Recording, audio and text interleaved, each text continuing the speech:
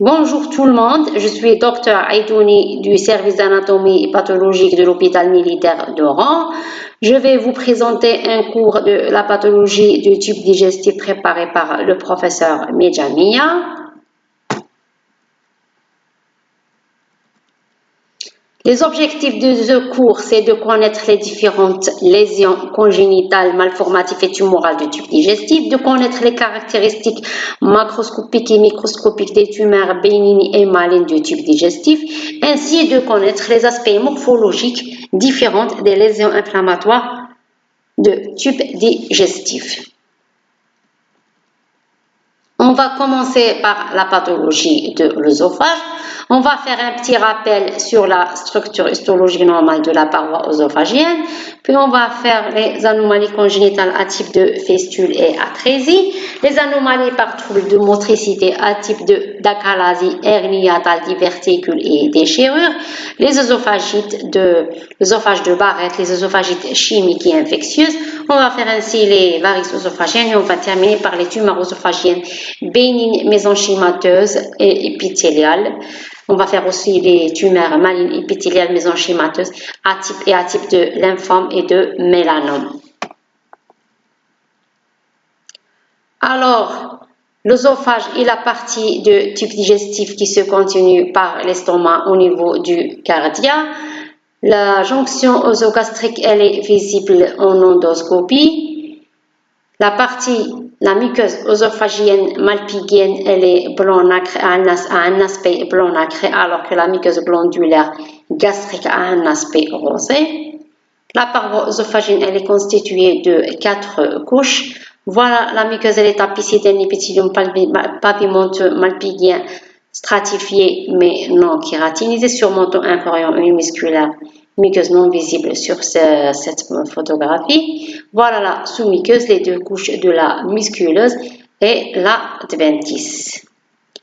Parmi les anomalies congénitales qui s'observent dès la naissance est l'atrésie de l'œsophage.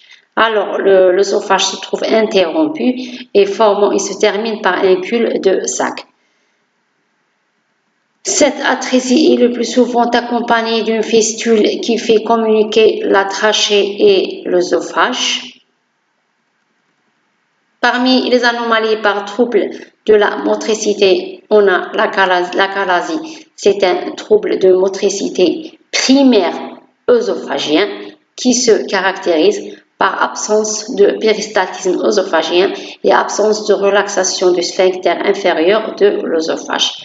La hernie hiatale qui se définit par le déplacement de la partie supérieure haute de l'œsophage à travers le hiatus œsophagien en position sus-diaphragmatique. On a la hernie hiatale par glissement, le déplacement de la jonction œsogastrique et de la partie de la cardia, alors que la hernie hiatale para-œsophagienne, la jonction œsogastrique et le cardia est en place et la partie haute ou bien superficielle d'une partie de l'estomac se remonte dans la partie thoracique para-œsophagienne en situation parallèle à l'œsophage. Le diverticule est une formation d'une poche anormale. Le diverticule de Zenker se forme à la jonction de la muqueuse pharyngée et œsophagienne, alors que le diverticule épiphrénique se trouve en position sus-diaphragmatique. Le syndrome de Mallory-Weiss qui se définit par la dilacération longitudinale, c'est-à-dire ces déchirures superficielles de la muqueuse au niveau de jonction œsogastrique. Les œsophagites, c'est une inflammation de l'œsophage. Elle est due souvent à un reflux gastro-œsophagien, c'est l'acide gastrique qui irrite la muqueuse œsophagienne. L'endobrachyœsophage ou l'œsophage de Barrett se définit par la présence d'une muqueuse glandulaire, le plus souvent de type intestinal, au niveau du bas œsophage. Sur cette photographie, on voit l'aspect de la muqueuse œsophagienne tapissée d'épithélium malpighien stratifié mais non kératinisé, ainsi qu'une muqueuse glandulaire en métaplasie intestinale. Sur cet aspect, il n'y a pas la dysplasie. Parce que l'endobrachyœsophage, c'est une lésion précancéreuse qui se complique sur laquelle se développe une dysplasie de bas, puis une dysplasie de haut grade, puis l'adénocarcinome.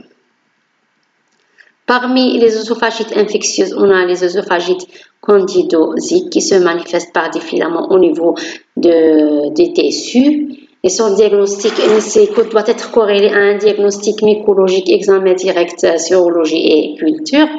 Parmi les œsophagites virales à type de cytomégalovirus ou bien d'herpès se manifestent histopathologiquement par des inclusions intranucléaires. Les varices œsophagiennes qui sont dues à l'hypertension portale se manifestent au niveau du bas œsophage par une dilatation énorme des veines œsophagiennes de la sous-muqueuse de l'œsophage. Parmi les tumeurs œsophagiennes mésenchymateuses et bénignes, la plus fréquente, on trouve le leiomyome, fait de faisceaux de cellules musculaires sans atypie, c'est bénin. C'est une tumeur bénigne qui se développe à partir de la musculeuse de l'œsophage. Parmi les tumeurs œsophagiennes bénignes, c'est épithélial, on a les papillomes qui sont les plus fréquents. C'est une formation exophytique et végétante. C'est une hyperplasie épithéliale hyperacanthosique et papillomatose, c'est-à-dire elle forme des papilles. C'est une tumeur épithéliale bénigne. Alors que la tumeur épithéliale maligne la plus fréquente au niveau de l'œsophage, c'est le carcinome épidermoïde qui présente 99% de cas de tumeur maligne. Elle se manifeste macroscopiquement par un aspect ulcéro-bourgeonnant et même infiltrant. Elle est formée par des boyaux de cellules tumorales malpighiennes et eosinophiles qui sont très atypiques, qui prennent naissance à partir de l'épithélium malpighien pavimento-stratifié de la paroi œsophagienne et infiltre et envahit les différentes couches de la paroi œsophagienne. Ce carcinome épidermoïde est dit mature lorsque cette tumeur élabore la kératine. La deuxième tumeur épithéliale maligne de l'œsophage, c'est l'adénocarcinome, a un aspect macroscopique sous forme d'un aspect, c'est une formation bourgeonnante ou même ulcérée. Elle est formée par des structures glandulaires faites de cellules très atypiques et en fonction du pourcentage de structures glandulaires formées, on trouve l'adénocarcinome bien différencié, peu et moyen différencié. Les autres tumeurs malignes de l'œsophage qui sont vraiment rares, on a le rhabdomyosarcome, le leiomyosarcome et le gyste. On a aussi les lymphomes et le mélanome. Voilà l'aspect macroscopique d'une tumeur leiomyosarcomateuse qui est bourgeonnante et même ulcérée, faite de faisceaux de cellules musculaires lisses qui sont très atypiques. Voilà l'aspect bourgeonnant et ulcéré d'une tumeur mélanique. Le mélanome, il est toujours malin. Il est fait de cellules mélaniques très atypiques qui élaborent le pigment, qui naissent à partir de cellules mélaniques qui élaborent le pigment mélanique. C'est une tumeur très agressive et le diagnostic est presque toujours fait à un stade plus tardif. On a terminé avec la pathologie de l'œsophage. On va entamer la pathologie de l'estomac. On va faire un petit rappel sur les structures histologiques de la paroi gastrique. On va faire les anomalies congénitales atypiques, par exemple d'hétérotopie pancréatique ou d'ectopie pancréatique. On va faire les inflammations aiguës et chroniques. On va faire la maladie ulcéreuse, puis les tumeurs gastriques, les tumeurs bénignes à type de polype hyperplasique adénome, puis on va faire les tumeurs malignes. Le plus fréquent c'est l'adénocarcinome, les autres minorités faites de lymphome, tumeurs neuroendocrines et gystes. Il existe deux principaux types de muqueuses gastriques. On a la muqueuse phendique qui recouvre la partie de la grosse tubérosité et le corps gastrique, et on a la muqueuse entropylorique. La muqueuse gastrique faite de cellules à pôle muqueux fermés qui tapissent l'épithélium de surface et des cryptes. Et on a aussi dans la partie la plus profonde de la muqueuse, c'est des glandes qui sont différentes d'une zone à l'autre. Au niveau du glande phendique, c'est des glandes, au niveau du phendus et le corps de l'estomac, ce sont des glandes phendiques faites de cellules composées et tapissées de cellules principales, pariétales et minorité de cellules glandulaires. Alors, Au niveau de l'antre, ce sont des muqueuses mucosécrétantes avec quelques cellules endocrines.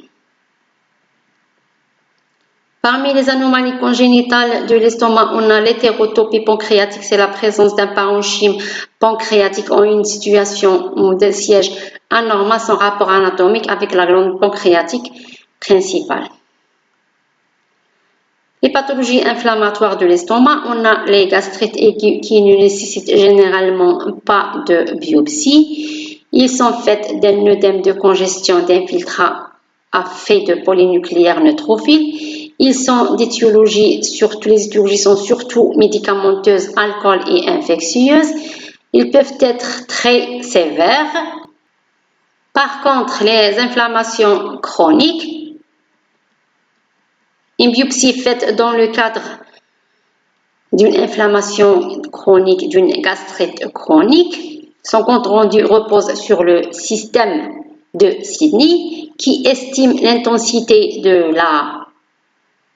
de l'inflammation en légère, moyenne et intense inflammation, qui estime aussi la métaplasie intestinale. Il estime aussi le volume glandulaire, c'est-à-dire l'atrophie. Les gastrites chroniques sont généralement dues à Helicobacter pylori dans plus de 90% de cas, et les gastrites chroniques atrophiques, ce sont des lésions pré-cancéreuses. La maladie ulcéreuse gastrique, c'est une lésion précancéreuse. C'est une perte de substance qui atteint la muqueuse et la musculeuse, qui détruit, la muqueuse et la musculeuse et atteint en profondeur la musculeuse. Le fond de l'ulcère, il est formé d'enduits fibronoleucocytaires et nécrotiques, puis d'un tissu de granulation riche en faisceaux, et le socle fibreux qui atteint vers la profondeur, et après plusieurs poussées successives, il atteint la sous-séreuse. Parmi les tumeurs gastriques les plus fréquentes bénignes, c'est les polypes hyperplasiques et adénomateuses. Les polypes hyperplasiques sont les plus fréquentes, se voient dans 90% des cas. Ils se manifestent par des cryptes irrégulières, festonnées et kystisées. La mucosécrétion, elle est conservée et le chorion est œdémateux. Et la dégénérescence est très exceptionnelle. Par contre, l'adénome, qui est une lésion précancéreuse, c'est une prolifération de glandes. Par définition, elle est dysplasique. On parle de dysplasie de bas et de haut grade.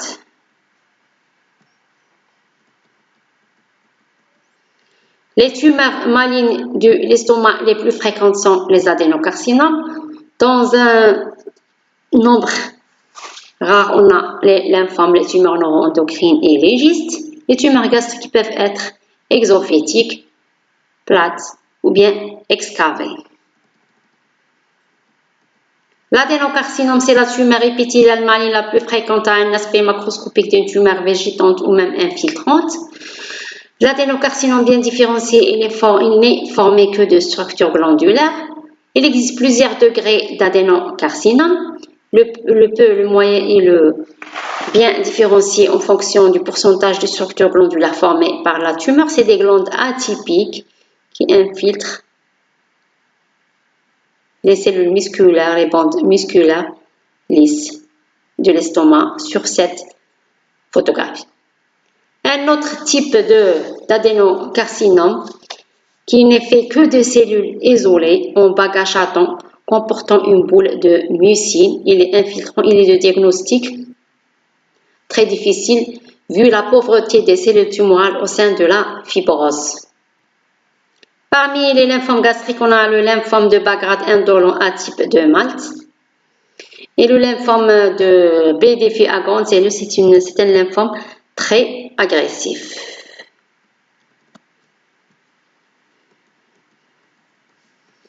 Voilà l'aspect microscopique d'une tumeur neuroendocrine bien différenciée faite de massifs de cellules épithéliales régulières sans atypie. La classification de l'OMS les classe en tumeurs neuroendocrines bien différenciées, grade 1, 2 et 3, selon l'index de prolifération le KI67. Le carcinome, il est mal différencié. Le carcinome neuroendocrine, il est mal différencié. Le diagnostic d'une tumeur neuroendocrine nécessite obligatoirement l'étude immunohistochimique parce que ces cellules prennent les anticorps neuroendocrines. Une autre tumeur gastrique, c'est la tumeur stromale gastro-intestinale. Les cellules ont le phénotype de cellules de Cajal qui se développent à partir de la musculeuse, faite de faisceaux de cellules musculaires, allongés qui prennent le CD117 ou le DOCK1 à l'immunohistochimie. Alors, il y en a les tumeurs stromales gastro-intestinales avec un risque faible, moyen ou haut risque de récidive en fonction de la localisation de cette tumeur, en fonction de sa taille et en fonction de l'index de prolifération. Et le KI67. La pathologie de l'intestin grêle et de côlon, comme toute paroi digestive, la paroi intestinale elle est faite d'une muqueuse, d'une sous-muqueuse, d'une musculeuse et d'une sous-séreuse. Au niveau de l'intestin grêle, la muqueuse dessine des expansions en doigts de gants, c'est des villosités. Ils se prolongent en profondeur pour former des cryptes. La maladie cœliaque qui se voit au niveau de l'intestin grêle est une entéropathie inflammatoire chronique auto-immune. Elle se manifeste par une atrophie, c'est-à-dire l'absence totale des villosités, hyperplasie des cryptes, hypercellularité des chorions et augmentation de lymphocytes intraépithéliaux. La maladie de Whipple qui est un Trophérima whippeli se caractérise histopathologiquement par présence de plusieurs macrophages spumeux qui sont mis en évidence par la coloration de base et l'agent causal étiologique, c'est-à-dire ce germe, il est défini par d'autres moyens de diagnostic laboratoire à type de PCR, sur de prélèvement histologique ou bien sérologique. Parmi les pathologies ou les maladies inflammatoires chroniques idiopathiques qui évoluent par poussée, on a la maladie de Crohn. Elle peut toucher tout l'ensemble de types digestifs. Elle est segmentaire, elle est discontinue. Elle se caractérise par des fissures et de follicules épithéloïdes, mais sans nécrose gazeuse.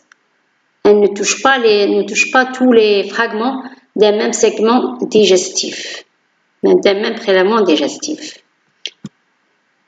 Et elle touche la totalité de la paroi digestive. Par contre, l'RCEH, c'est une lésion érythémateuse et des érosions de la muqueuse. Elle ne touche que la muqueuse, elle ne touche pas la totalité de la paroi.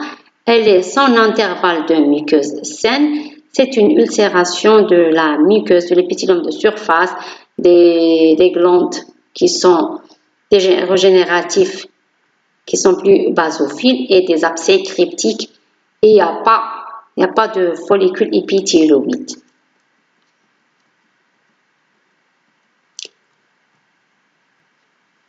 Diverticule, c'est l'hernie de la muqueuse et la sous-muqueuse en forme de poche ou bien de sac qui passe dans la musculeuse. L'inflammation de ce diverticule s'appelle diverticulite. La présence de plusieurs verticules s'appelle diverticulose. Les obstructions et les occlusions intestinales sont dues à plusieurs étiologies, par exemple les hernies, les adhérences post-opératoires sur un abdomen opéré, l'invagination surtout chez le nourrisson, les volvulus, mais ils sont aussi d'origine tumorale.